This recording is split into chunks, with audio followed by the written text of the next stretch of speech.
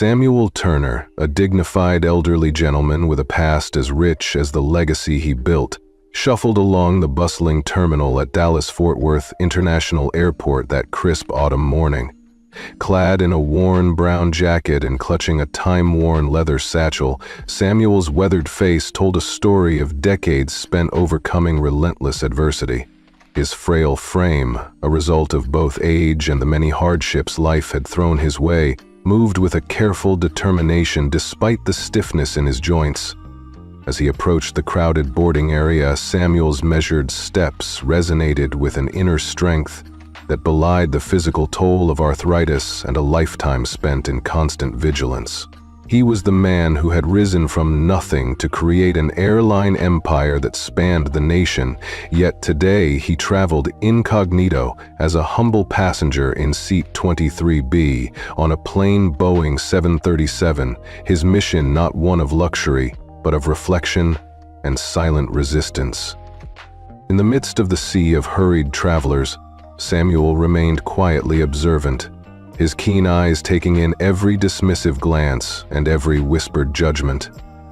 The airport's stale aroma of reheated coffee and oversweetened pretzels, mixed with the underlying tension of frequent flight delays, announced in a monotonous tone over the intercom. While businessmen in sharp suits barked into their phones and families struggled to keep pace with their energetic children, Samuel was seen as just another unremarkable elderly black man dressed in economy attire. His presence, however, carried an unseen weight, one laden with memories of past struggles and the quiet intensity of those who have endured a lifetime of prejudice. The moment that would alter the course of his day, and perhaps his destiny, occurred unexpectedly near the check-in counter.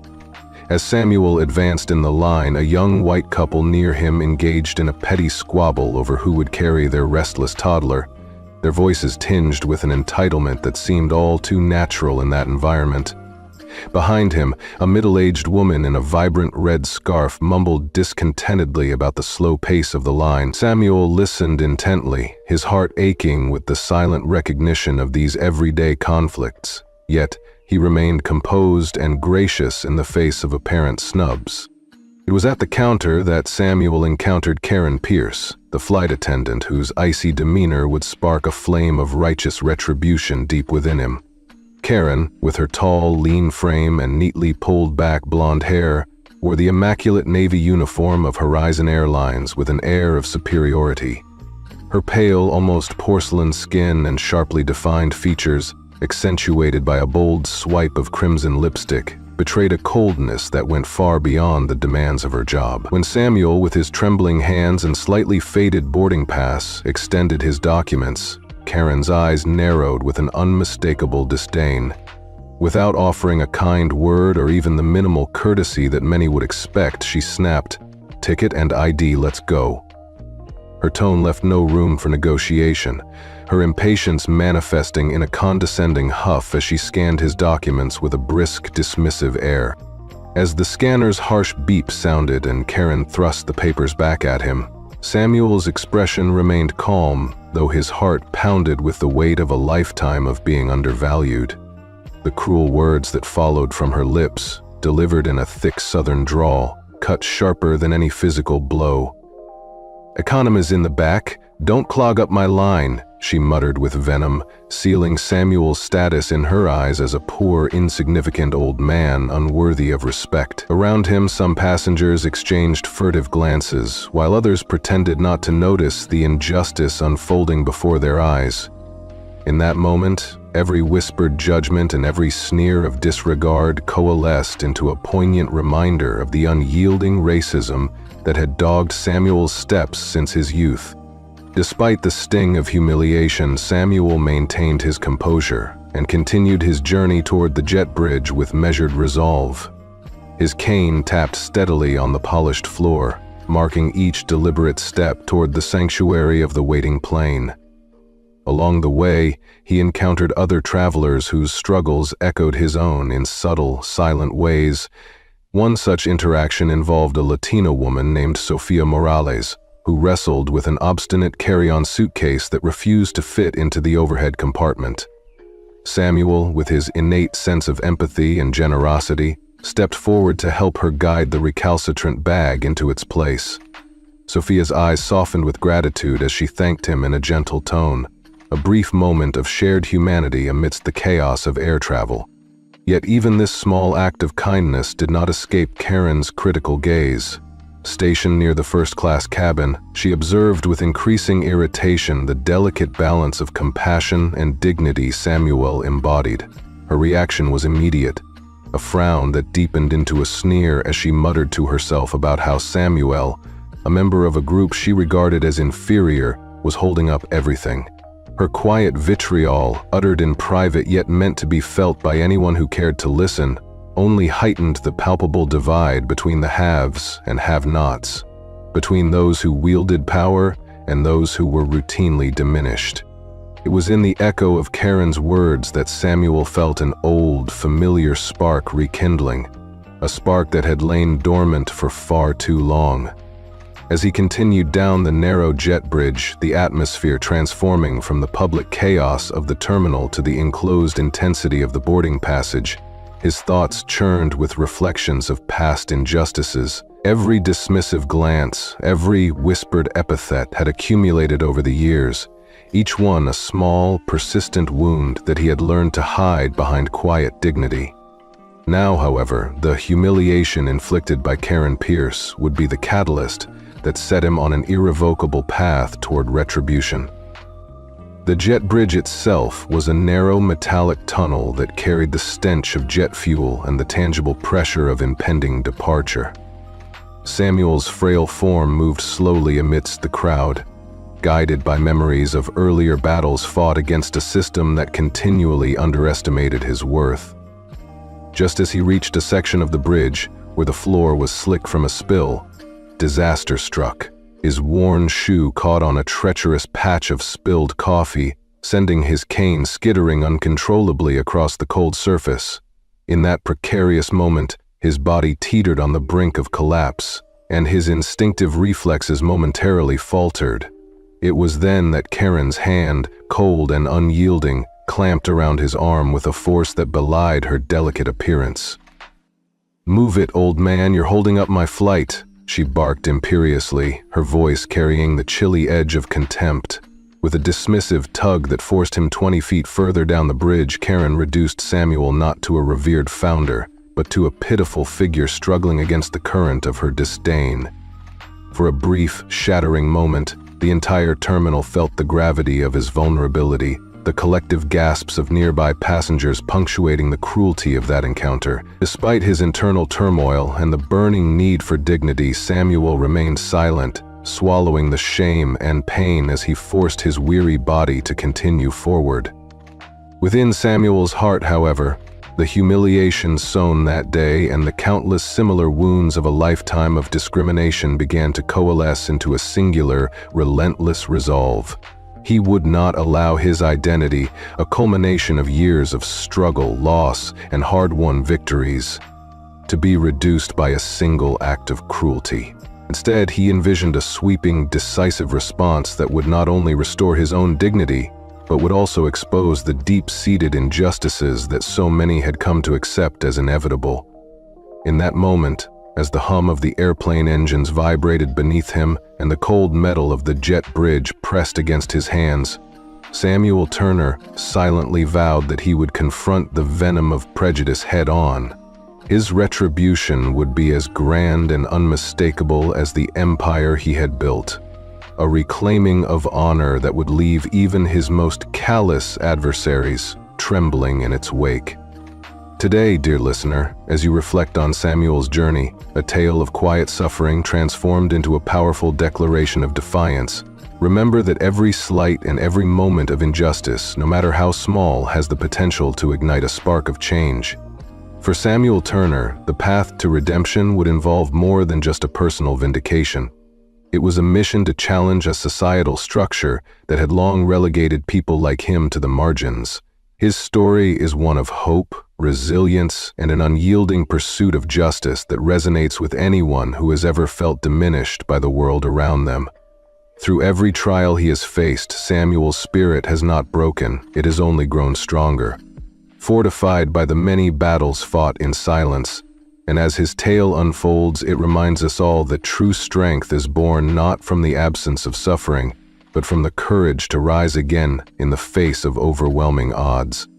In this reimagined narrative, the clash between Samuel Turner and Karen Pierce is not just a personal vendetta, but a reflection of a larger struggle, a battle between compassion and cruelty, between the dignity of the overlooked and the arrogance of those who would let prejudice dictate their actions. The road ahead promises not only a confrontation, but a sweeping, cathartic moment of retribution that will leave onlookers both aghast and inspired by its audacity. This is a story that appeals to the empathetic soul, a story that reminds us that even when the world seems cold and indifferent, justice has a way of revealing itself in the most unexpected forms. Samuel Turner continued his slow, measured journey along the jet bridge as his cane dangled uselessly from his left hand, his breath coming in short, ragged gasps. His battered satchel slipped from his shoulder, thudding on the cold metal floor while precious papers scattered like autumn leaves in a harsh wind. Among the fallen documents was an old Polaroid, its edges yellowed with time, capturing a moment of youthful pride when Samuel stood tall beside two well-dressed men under the faint glow of the Horizon Airlines logo. Karen Pierce, with her unwavering sneer, barely spared the photo a glance before kicking it aside with the toe of her pristine shoe, her voice dripping with disdain as she muttered, "Clumsy fool, making a mess for me to clean up." Gasps and murmurs rippled through the crowd as onlookers registered the cruelty of her actions, some too shocked to move, while others exchanged looks of quiet outrage.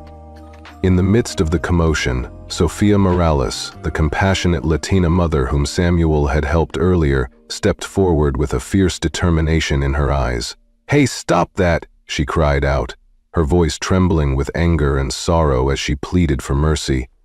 But Karen, lost in her own world of superiority, merely shoved Samuel harder, sending him stumbling into a cold, unforgiving wall. Samuel's shoulders struck the metal with a dull thump, and the pain radiated in sharp, red marks where Karen's grip had been merciless.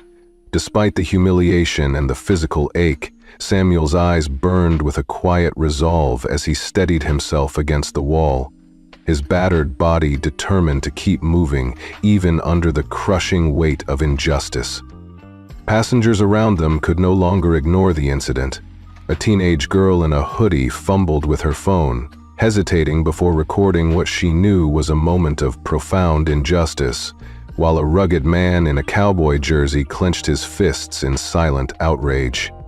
Elderly couples murmured disapprovals and exchanged knowing glances that spoke of lives worn down by a society too accustomed to injustice. Meanwhile, Karen's voice rang out coldly as she dismissed Sophia's objections with a patronizing, "Mind your business, lady," as she barked orders about keeping to the schedule and not delaying her precious flight any further.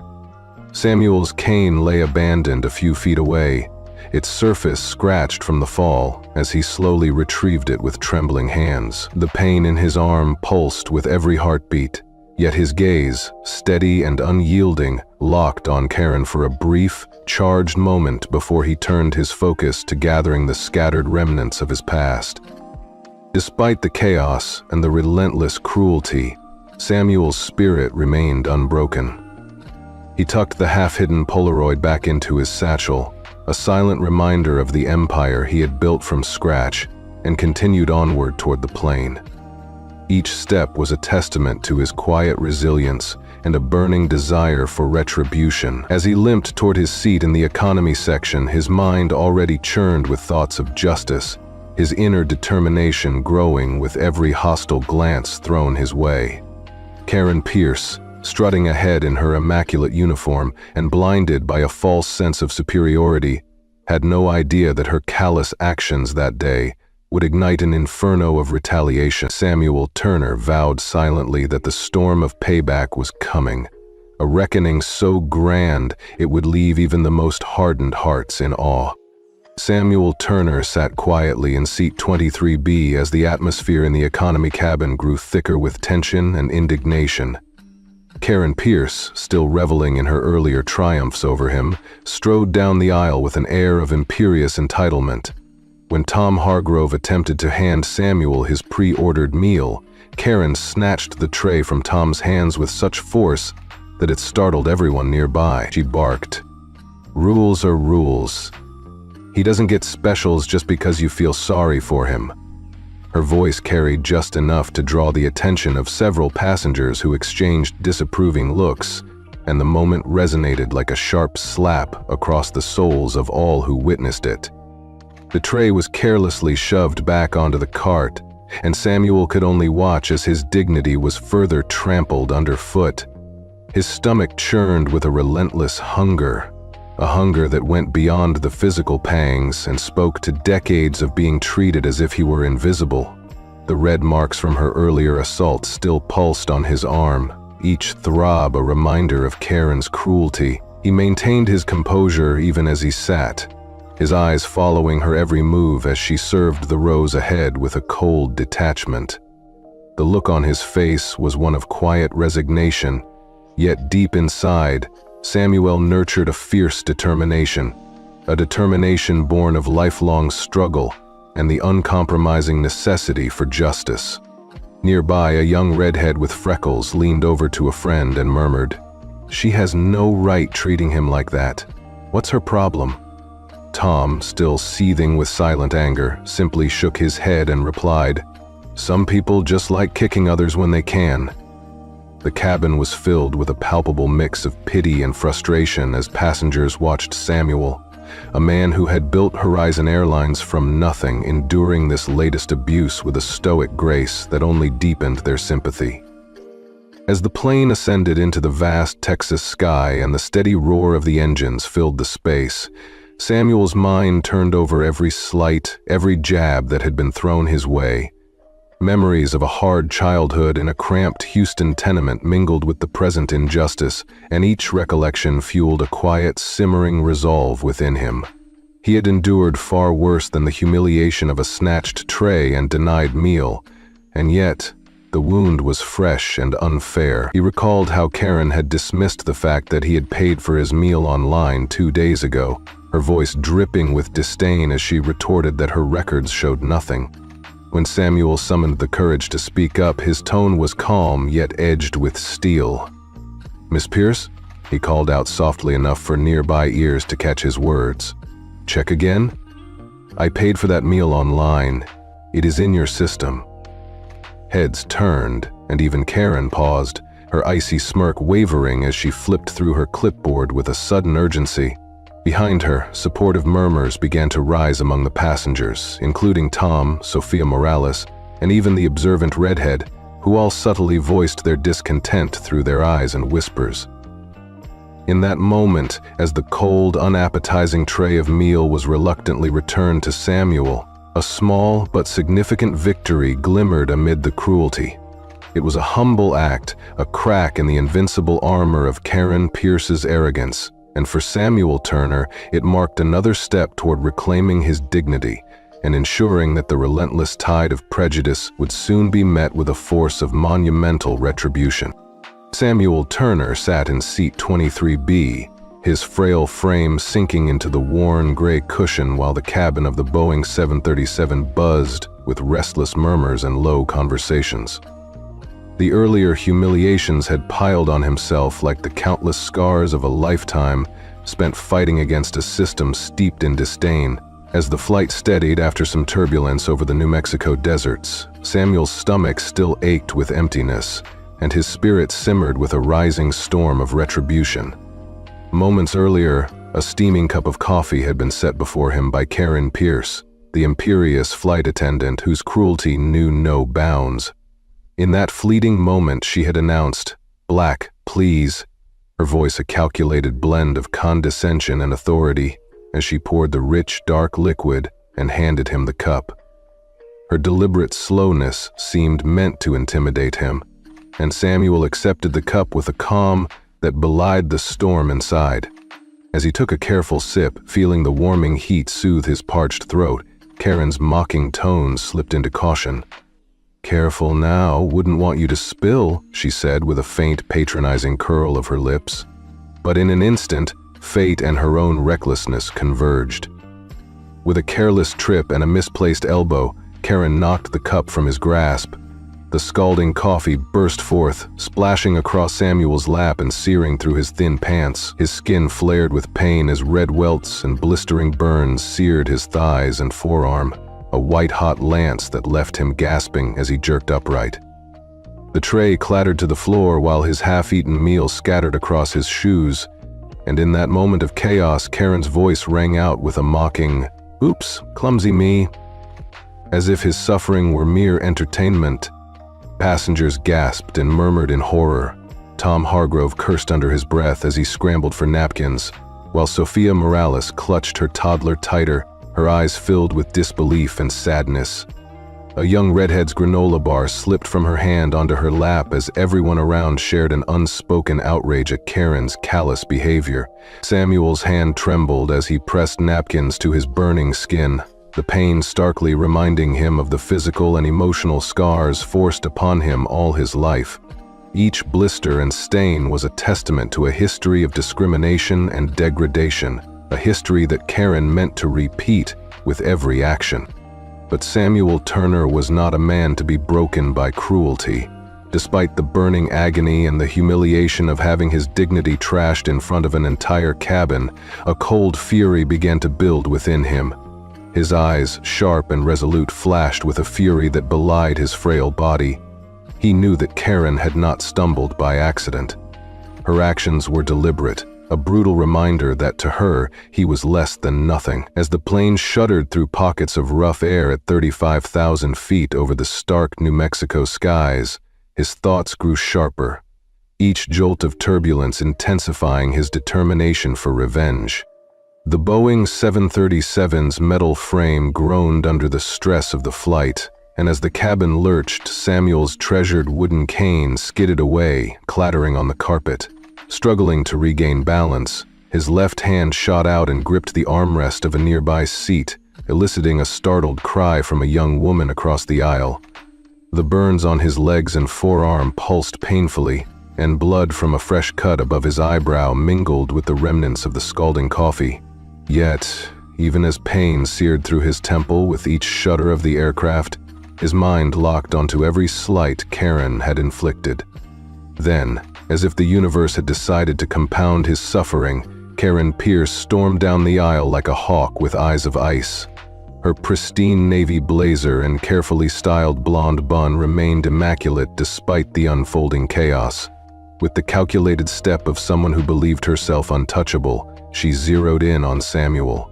"Sit down, you're a hazard," she barked in her thick southern drawl, her voice rising above the roar of the engines and the anxious whispers of passengers. Before Samuel could muster a response, she planted her hands on his shoulders and shoved him violently back into his seat. The force slammed his head against the window, the glass rattling with a sharp crack as a thin trickle of blood emerged above his eyebrow.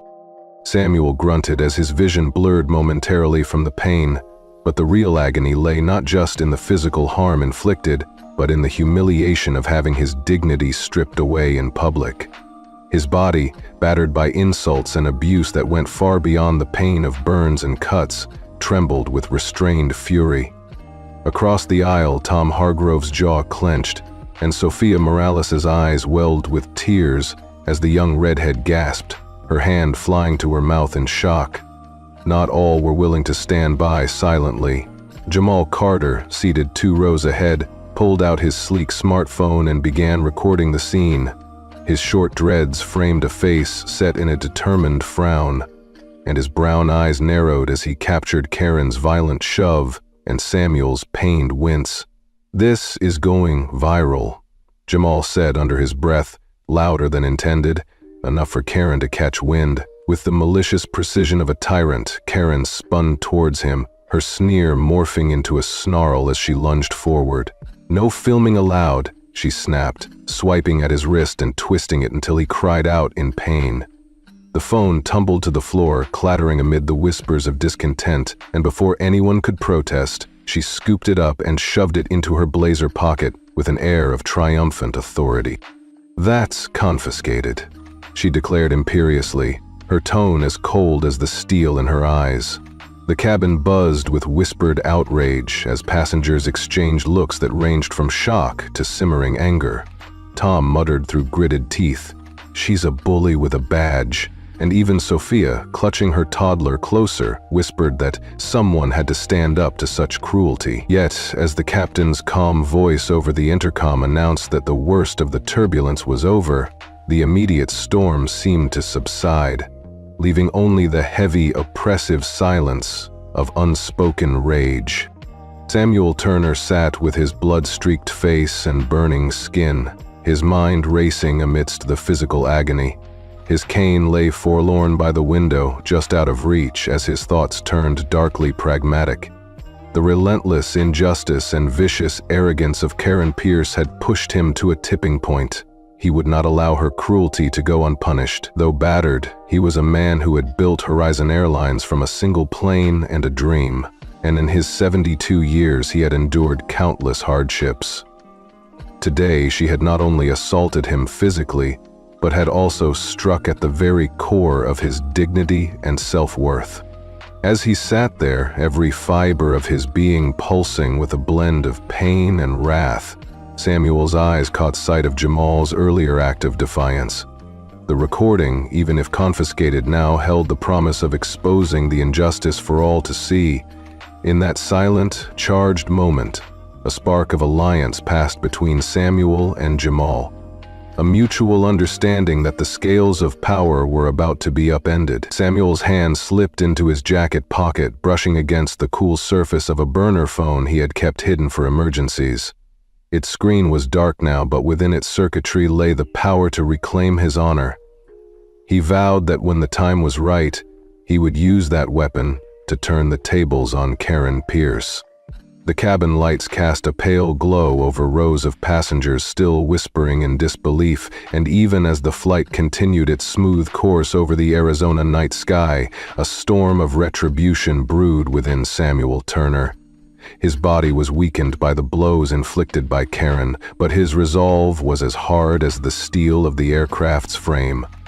He silently calculated his next moves, every slight, every insult, transforming into fuel for the monumental retaliation he planned. In his mind, Karen's arrogance, her unyielding disdain, and her violent racist outbursts were not isolated incidents, but part of a system that he was determined to dismantle. And so, as the plane cruised steadily above vast, starlit landscapes, Samuel Turner sat quietly in his seat with a burning determination that would not be extinguished by pain or humiliation. He would gather evidence, rally those who saw the injustice, and one day, he would make sure that Karen Pierce paid dearly for every moment of degradation she had inflicted upon him and others. His battered body, marked by burns, cuts, and bruises, was not a sign of defeat, but a testament to a lifetime of resilience. In the silent comfort of that dim cabin, his mind whirled with the promise of a reckoning. A retribution so grand, so magnificently orchestrated, that it would leave even his most hardened oppressors in awe and fear. The seeds of revenge had been sown, and with every heartbeat Samuel Turner felt them grow stronger. Each droplet of blood, each wave of pain that coursed through him was a clarion call to justice, a call that would resonate far beyond the confines of that cramped airplane. And as the stars twinkled outside, indifferent to the human strife below, Samuel's spirit soared with the certainty that the day of his triumphant reclamation was coming. His was a battle fought not only for himself, but for every soul silenced by prejudice, and every heart bruised by unthinking cruelty.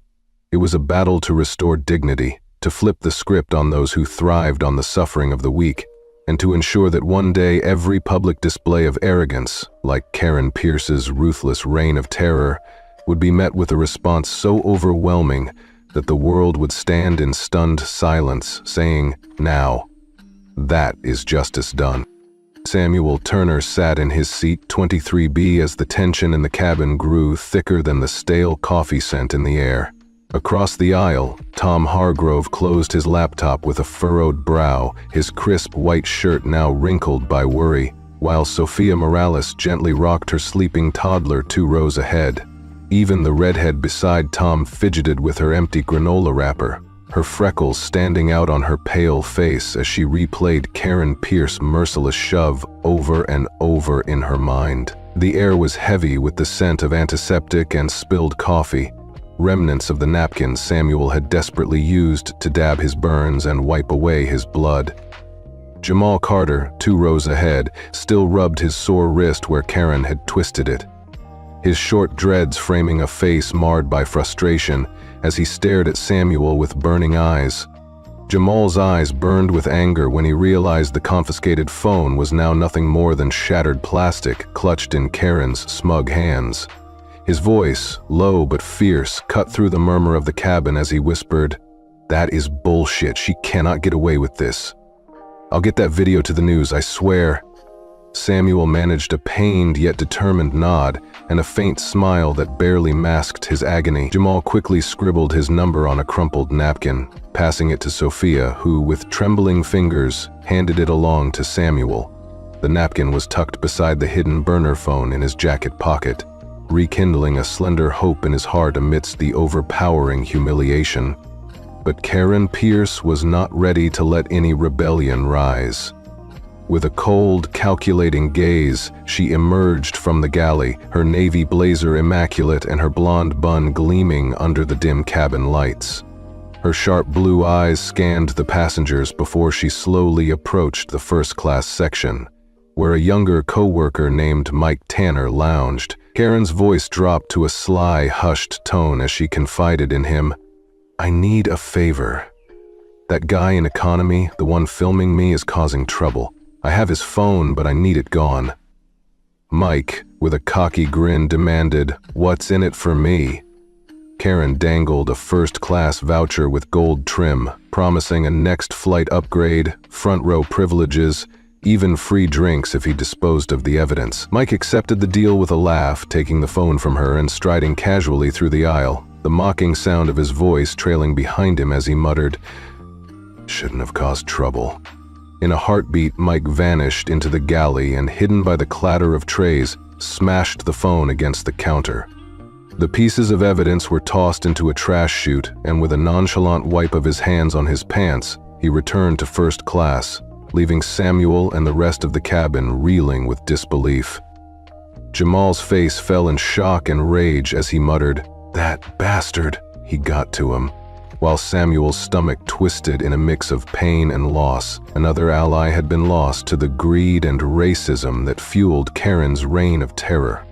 Samuel's eyes darkened as he clutched the burner phone in his pocket, a silent promise that this was only a setback.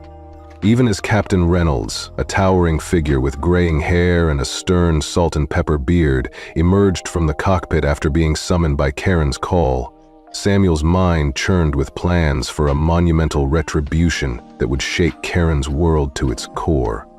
Despite his bloodied temple and burning flesh, the fire inside Samuel Turner grew brighter. His determination was unbroken, and he vowed that no matter how many allies were lost or how many wounds he sustained, the day would come when Karen Pierce would be forced to answer for every act of cruelty she had inflicted. Samuel Turner sat in seat 23B, his frail figure barely contained by the worn gray cushion as the atmosphere on the plane grew heavier by the minute. The tension was nearly tangible, mixing with the stale aroma of spilled coffee and antiseptic that clung to every surface.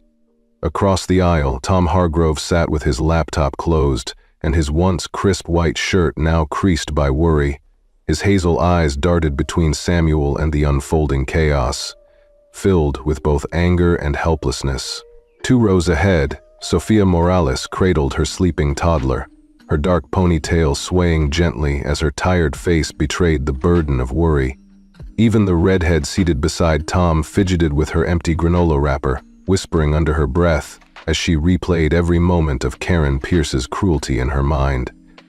The distress in the cabin had reached a fever pitch ever since Captain Reynolds had intervened after Karen's confrontation with Samuel. Earlier, Karen had accused Samuel of threatening a crew member and branded his actions as a federal offense on her plane. Samuel had looked up slowly, his sharp brown eyes meeting Reynolds' stern gaze while the blood crusted on his temple testified to the violence he had already endured. Despite the throbbing pain in his skull and searing burns on his arms and thighs, his voice remained steady and calm as he responded, "I did not threaten anyone. She shoved me during turbulence, that is all." But Karen, with a cold and rehearsed tone dripping with southern venom, insisted, "You grabbed a seat and disrupted safety." She claimed that when Samuel told her to sit, he threatened her, adding that he had made her feel threatened. Her words were a calculated lie, designed to wrap his every movement in guilt and frame him as a troublemaker on her plane.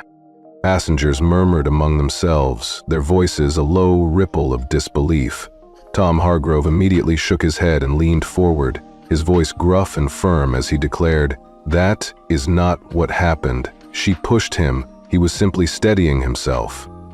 Sophia, with her maternal instinct and quiet conviction, nodded as if to silently testify, "He is no criminal. She is lying." Even the redhead, though trembling with anxiety, managed to say in a clear but shaky tone, "I saw it clearly. He did not threaten her at all."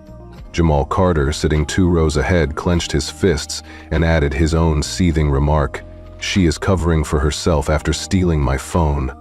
His voice, though low, carried a fire that spoke volumes of the injustice they all felt.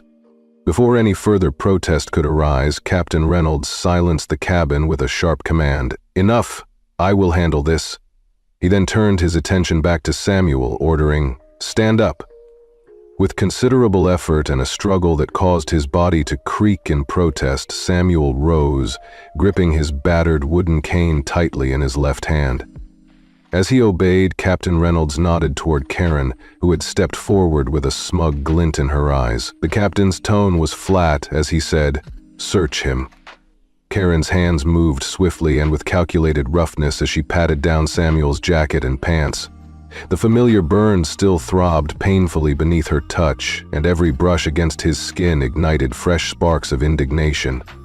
While rummaging through his pockets, she discovered the crumpled napkin with Jamal's number and the hidden burner phone, dismissing them as irrelevant evidence. However, with a sleight of hand practiced to near perfection, she surreptitiously slipped a folded note into his satchel, then produced it with a triumphant sneer.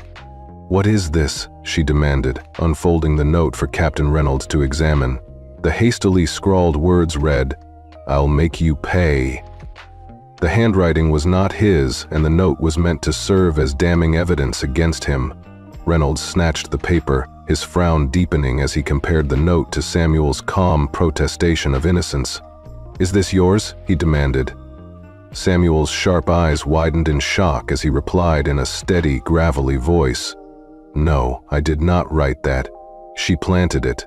Karen crossed her arms and, in a tone of mock outrage, insisted, "He has been trouble ever since he boarded this flight."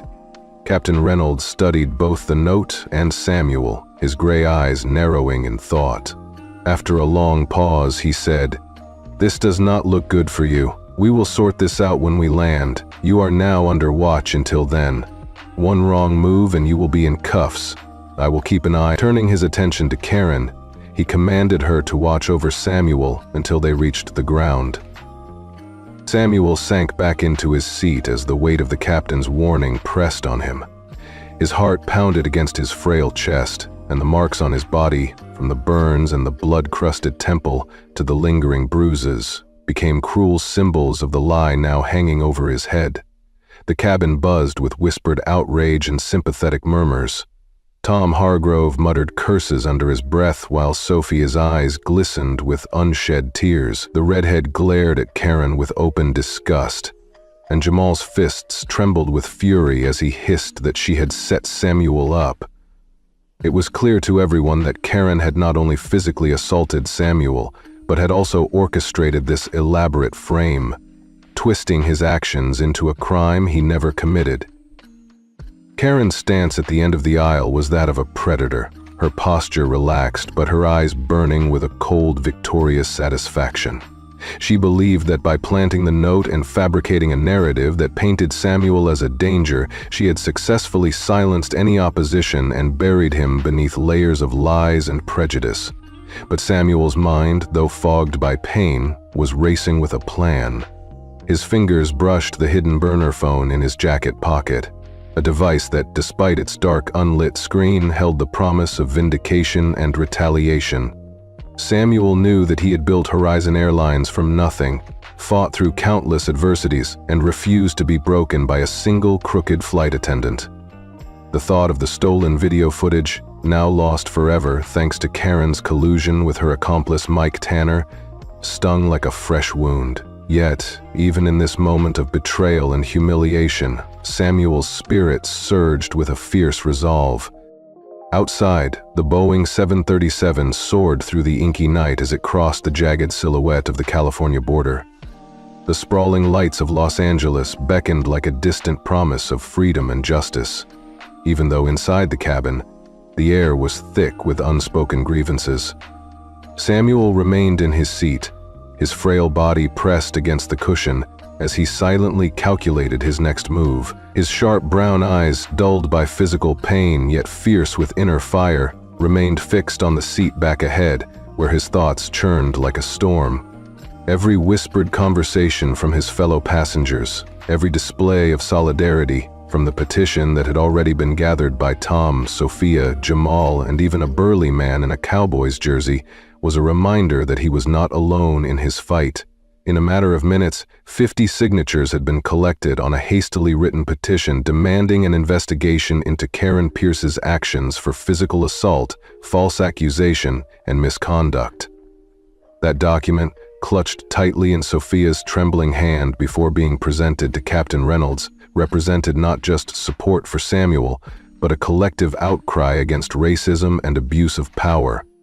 As Captain Reynolds emerged once more from the cockpit with a solemn expression, he read the petition with growing fury. His salt and pepper beard bristled as he looked around at the gathered passengers.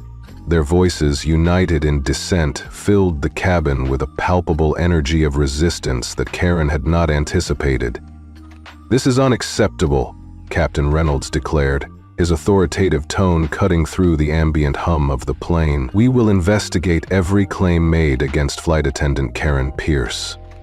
For a brief moment, it seemed as though justice might prevail, but Karen, ever defiant, stood near the galley with her navy blazer immaculate and her blonde bun a symbol of her unyielding arrogance. Her sharp blue eyes flashed with fury as she glared at the mounting evidence of her wrongdoing. Samuel Turner listened to the exchange in silence, his heart beating fast as he absorbed every word. The pain from his burns, the stinging sensation on his temple, and the humiliating weight of the planted note all converged to form a singular thought in his mind. Karen Pierce would pay dearly for what she had done. His resolve hardened into a plan so audacious and meticulously crafted that it promised a reckoning that none would see coming. Despite being cornered by a legal nightmare woven from lies and racial prejudice, Samuel was determined to reclaim his honor. He knew that once the plane landed, he would mobilize every resource at his disposal, every ally in the small community of passengers who had witnessed his torment. His eyes shone with a defiant light as he silently vowed that his retribution would be as overwhelming and as spectacular as the injustice he had suffered. In that fraught moment, as the engines droned steadily and the cabin lights cast long, uncertain shadows over the shaken faces of his fellow passengers, Samuel Turner held onto the secret weapon hidden in his jacket pocket. His battered body, marked by violence and degradation, was far from broken. Instead, it stood as a testament to a lifetime of resilience, and as the Boeing 737 continued its flight through the inky darkness, Samuel's mind churned with plans of turning the tables on Karen Pierce, plans that would eventually expose her cruelty to the world in such a way that every act of discrimination and abuse of power would be laid bare for all to see. The seeds of his ultimate retribution were sown on that flight, and though the immediate future was uncertain, one thing was clear: justice was coming. and it would be a reckoning that nobody would ever forget.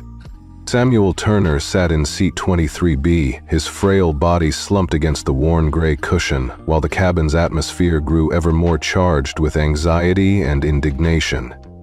The events had escalated quickly that night, and every passenger on the Boeing 737 could feel that something critical was unfolding. Just moments before, Captain Reynolds had warned Samuel that his behavior, which Karen Pierce had so deliberately twisted to make him appear dangerous, would not be tolerated.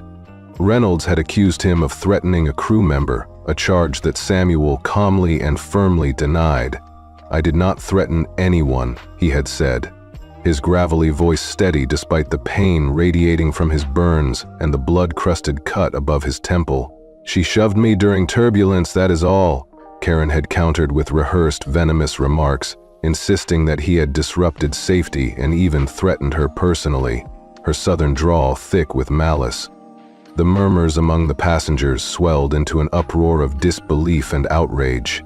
Tom Hargrove, his once crisp white shirt now creased with worry, had leaned forward and declared that what had occurred was not at all Samuel's fault, but rather a result of Karen's aggressive behavior. Sophia Morales, who had been quietly rocking her toddler, had nodded vigorously, her tired eyes glistening with a mix of fear and righteous anger. Even the redhead with freckled cheeks had whispered that she had seen the truth with her own eyes. Jamal Carter, sitting a couple of rows ahead, clenched his fists as his own experience of being wronged by Karen flashed uncomfortably in his mind. After all, she had stolen his phone and then destroyed its evidence with cold precision. All this had led to a dramatic moment when Captain Reynolds had ordered Samuel to stand up so he could be searched. Samuel's weakened body protested as he slowly rose, gripping his battered wooden cane with his left hand. Karen's hands had moved swiftly over him, patting down his jacket and trousers with a roughness that made him wince, as if to compound his already inflicted injuries. In her search, she had rifled through his pockets and then, almost as an afterthought, planted a folded note in his satchel. The note read, "I'll make you pay," a message deliberately crafted in a handwriting that was not his own. Captain Reynolds had snatched the note away, his eyes darkening with disapproval as he questioned Samuel, "Is this yours?" Samuel's own reply was measured and firm, "No, I did not write that. She planted it." But Karen, with arms crossed and a tone dripping with false indignation, insisted that Samuel had been trouble ever since he boarded. Captain Reynolds, whose presence had commanded respect through the entire ordeal, eventually declared that the matter would be sorted out once the plane landed. "We will look into this on the ground," he announced with finality.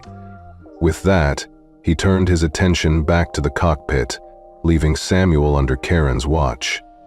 A decision that sent a wave of anxiety through the cabin. Samuel's heart pounded in his chest as he sank back into his seat, the weight of the planted lie a crushing blow to his already wounded dignity. Every mark on his body, the burns from the hot coffee, the bruises from that violent shove, and the blood that still oozed from his temple, was a testimony to Karen Pierce's cruelty. And now they bore the additional burden of a false accusation that could cost him dearly. As the tension slowly subsided into a fragile calm, murmurs of defiance began to ripple through the cabin. Tom Hargrove clapped Samuel's shoulder softly in a gesture of solidarity, while Sophia offered him a small, encouraging smile. The redhead whispered with a glimmer of hope, "We got her." And for a fleeting moment, it seemed like the tide might be turning. Samuel dared to let himself believe that justice was finally within reach, that maybe the noose of injustice around his neck was beginning to loosen. His sharp brown eyes, though clouded by pain, glinted with a spark of renewed determination. Yet, Karen Pierce was not ready to relinquish her grip on power. With a sudden shift in her demeanor, Karen slipped into the galley with her smug face giving way to a snarl of anger. There, she grabbed a teapot and, under the guise of offering comfort, expertly slipped a sedative into the tea. Her movements were quick, precise, and shrouded in malice. Returning to Samuel's row with that sickly sweet smile, she addressed him, "Tea, sir?" To calm your nerves? Exhausted yet ever polite, Samuel managed a nod and accepted the cup, though his cautious eyes betrayed his inner wariness. He took a sip, and for an instant, the bitter liquid offered him a modicum of warmth against the cold sting of his injuries. But the taste of comfort soon turned into a harbinger of betrayal. Karen leaned close, her crimson lips curving into a venomous whisper as she murmured, "You'll sleep through your little victory," before turning away with a stride that exuded triumph. Moments later, Samuel's eyes began to flutter as the sedative took hold, his head lolling to one side and his wooden cane clattering softly to the floor. He slumped into a state of eerie unconsciousness, and the previously electric energy in the cabin dimmed, as if a tragic silence had descended. The pleasant murmur of chatter was replaced by panicked calls for help. "He's dying!" Sophia's cry rang out raw with fear as she pushed her toddler aside and scrambled towards Samuel. Tom shot up from his seat in alarm, his hazel eyes widening as he hurried to check on him. The redhead fumbled for her call button while Jamal stormed toward Karen, his fists clenching so tightly it was as if he could physically strangle the injustice out of her. Even a burly man in a Cowboys jersey joined in, his booming voice declaring, "He's not breathing right." All around, passengers were united in their shock and outrage as they witnessed the unfolding nightmare. Within minutes, the intercom crackled to life with Captain Reynolds' calm yet firm command. "Flight attendants, report to 23 immediately. We are diverting to Phoenix for an emergency landing." The plane shuddered as it banked toward the sprawling desert city, its engines roaring in protest and the cabin trembling with the sudden shift in gravity. Karen's face paled for a moment as the gravity of her actions became undeniably clear. She moved hastily toward Samuel, but Tom intercepted her, his voice a steely command. "Stay back, you've done enough." Soon, two medics from the crew, a young woman with a buzz cut and a wiry man carrying a first aid kit, rushed down the aisle. Their navy vests emblazoned with the Horizon Airlines logo lent them an air of authority as they knelt beside Samuel's motionless form in 23B. The medic with the stethoscope checked his pulse and declared, "Pulse is weak, respiration's dropping," while her partner swiftly attached an oxygen mask to Samuel's face. In the chaos, the collective heartbeat of the cabin raced as everyone held their breath, praying that this battered man who had endured so much would find a way to pull through. It was a grueling descent as the Boeing 737 prepared for an emergency landing at Phoenix Sky Harbor International Airport. The cabin lights remained dim, echoing the somber mood as the medics worked tirelessly to stabilize Samuel, whose burns and bruises told a story of endless struggle. Finally, after what seemed like an eternity, the slow rhythm of Samuel's breathing began to steady. His eyes fluttered open, though they were glassy from the shock, and a weak cough escaped his lips as the stimulant started to work its magic. A wave of relief washed over the concerned faces of those around him. Tom exhaled deeply, Sophia's eyes filled with tears of cautious hope, and even the redhead let out a quiet sigh of relief. Yet, amidst the relief, a current of unyielding defiance still pulsed inside Samuel Turner. Even as he fought against the haze of drugs and pain, his mind was already plotting his next move. He could not allow the heinous betrayal of Karen Pierce, who had not only physically assaulted him, but had schemed to frame him for her own malicious purposes, to go unpunished. In a low, determined whisper, he managed to murmur to Sophia, "She did this," his voice heavy with both sorrow and vengeance. Sophia's gaze hardened as she met his, and in that silent exchange it was clear that the fight for justice was far from over. As the Boeing 7037 neared the ground, passengers began to rally around Samuel. A petition that had been hastily compiled earlier, a chorus of 50 voices demanding an investigation into Karen Pierce's brutal misconduct, rested as a symbol of their collective dissent. Tom, Sophia, Jamal, and others had signed it with trembling yet resolute hands, each signature a testament to the injustice Samuel had suffered. Now, as Captain Reynolds prepared for emergency landing, those voices of defiance, hope, and solidarity vowed that Karen Pierce would soon answer for every ounce of cruelty and racism she had inflicted. In that moment, with the plane descending through the inky night toward the glittering sprawl of Los Angeles, Samuel Turner's resolve burned brighter than any pain he had endured. Though his body was battered and his pride wounded by lies, he knew that his journey was far from over. Justice, he believed, would ultimately prevail, not only for him, but for every soul that had ever been downtrodden by cruelty and discrimination. And as the medics continued their desperate work and the flight attendants prepared for the emergency landing, one thing was clear. Karen Pierce's reign of terror, built on racism and malice, was about to face a reckoning that would shake the very foundations of injustice. Within the crowded terminal, a new figure burst onto the scene. Grace Thompson, a fierce black lawyer in her 40s dressed in a deep crimson suit with short curls framing her determined face, strode purposefully toward a holding cell where Samuel was confined. Clutching a thick folder filled with Horizon Airlines ownership papers bearing Samuel Turner's name, she commanded, "Release him," her voice low and steely as she confronted Dale Pierce. As passengers gathered around, their voices blending into a chorus of righteous anger, Grace laid bare the irrefutable proof that Samuel Turner was not a menace but the owner of Horizon Airlines. Karen's dark plot had been exposed as she stumbled from the jet bridge, her pristine navy blazer no longer able to mask the pallor of her fear. The revelation was like a thunderclap. Tom's wide eyes, Sophia's hopeful expression, and Jamal's recording reignited the fight for justice as every passenger demanded accountability. Samuel, his bruised body slumped in the cold cell, managed a faint smile, his sharp brown eyes alive with steely resolve despite the pain and humiliation. In that charged moment, it was clear that Karen Pierce's reign of cruelty had reached its breaking point, and a tremendous reckoning was at hand. One that promised to overturn every injustice Samuel Turner had suffered and silence every hateful whisper of discrimination. Aaron, who had earlier maintained her cruel control with an icy demeanor and sharp blue eyes, now watched in panic as her wicked plan unraveled before everyone's eyes. Her once commanding smirk had vanished, replaced by a visage of dread.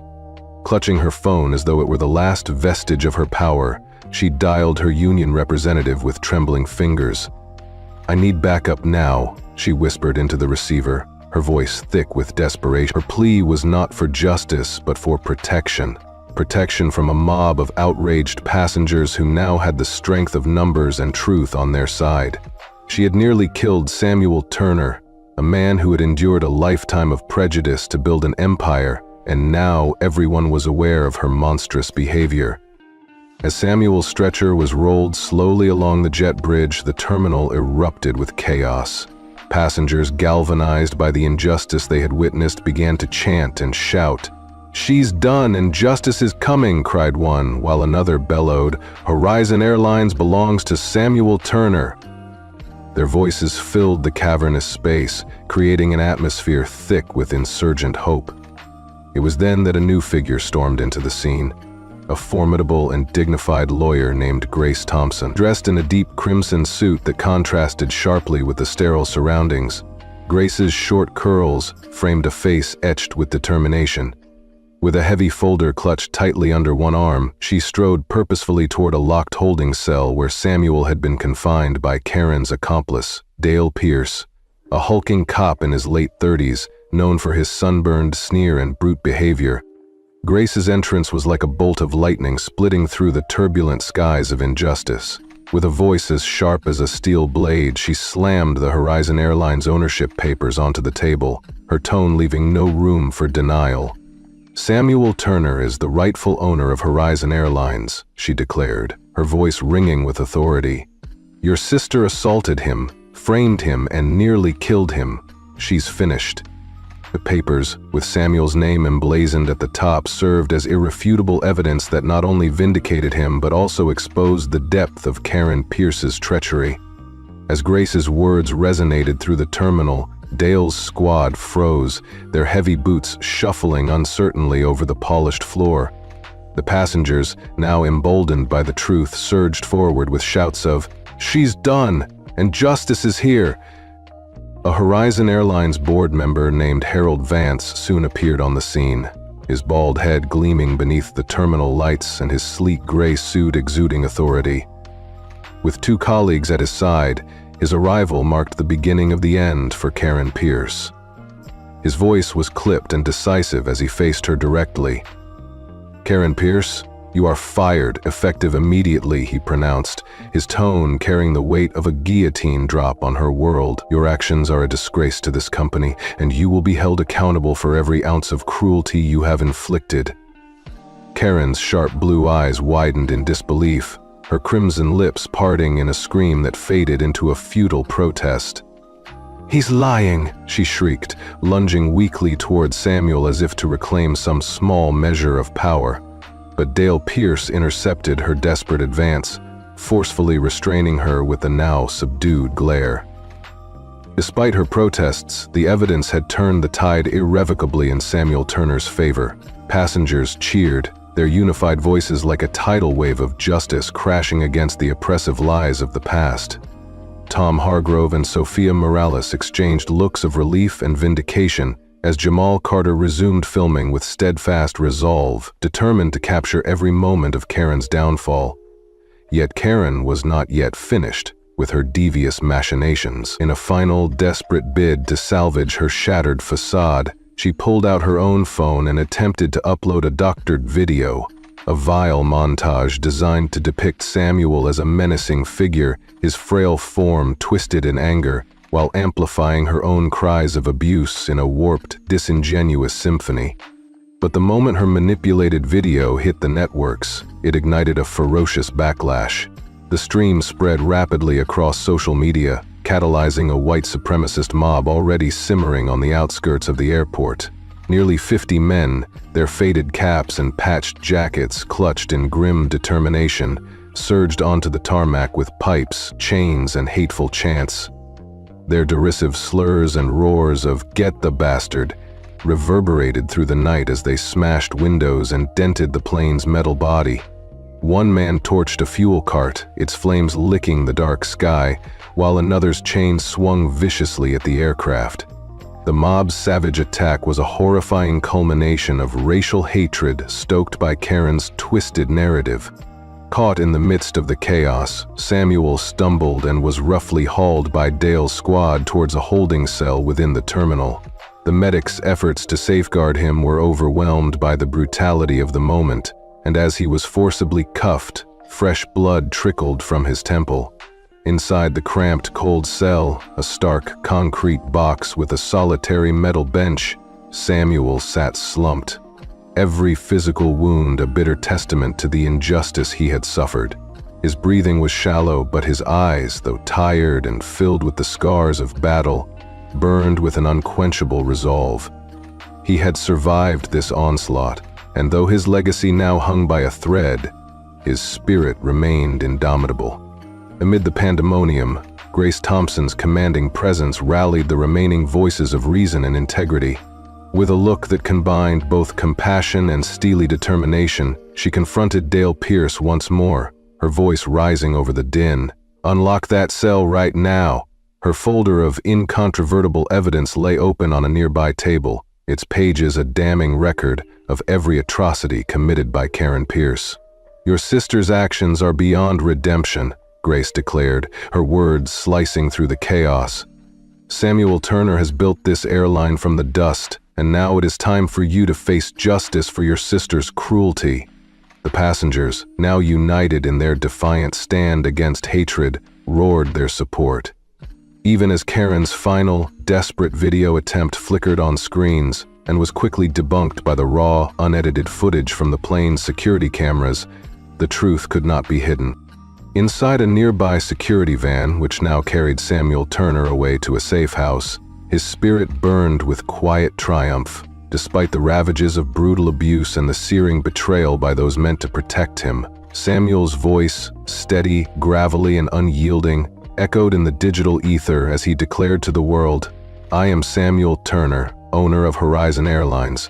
I have endured racism and cruelty, and this is the truth." As his words broadcast live, millions of viewers witnessed Karen Pierce's downfall in a tidal wave of justice that spanned the nation. The safety of that humble van, speeding along the dark streets away from the shattered remnants of the mob and the burning wreckage of his plane, symbolized not only an escape from immediate peril, but the birth of a new battle for redemption. Grace Thompson sat beside him, her crimson suit a vivid counterpoint to the gloom outside, her eyes fierce with the promise of retribution. "We will fight this every step of the way," she vowed in a hushed, resolute tone. Samuel, though battered, smiled faintly, his sharp brown eyes reflecting the flickering lights of hope and defiance.